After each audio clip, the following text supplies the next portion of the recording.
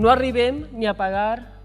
el cost dels serveis públics essencials, educació, sanitat i serveis socials. I la resta de polítiques que són fonamentals per a la competitivitat, per a la creació d'ocupació i per a la qualitat de vida, requereixen també diners per a poder portar-se a terme. Per això reivindiquem i posem damunt de la taula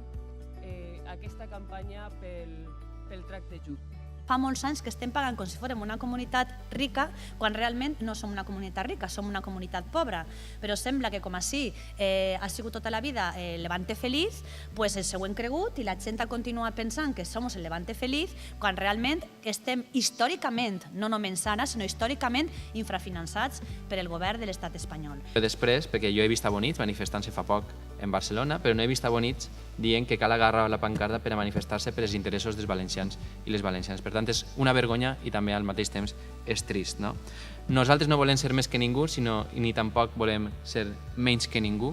i per tant aquesta manifestació crec que és important per a que tot el poble valencià unit, també els votants del Partit Popular, els simpatitzants del Partit Popular, isquem al carrer a reclamar allò que és just, que és que els valencians i les valencianes mereixem deixar de ser ciutadans de segona a l'estat espanyol. Un projecte valencianista com el nostre és una garantia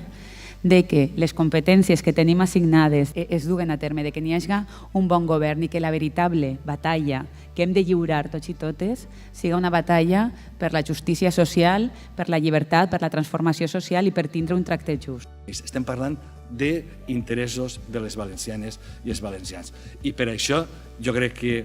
en lloc de donar excuses de mal pagador, el que haurien de fer alguns és tindre la dignitat que han tingut els empresaris valencians i sumar-se també el dia 18 a una manifestació que en definitiva és pel benestar de cada un de tots els valencians.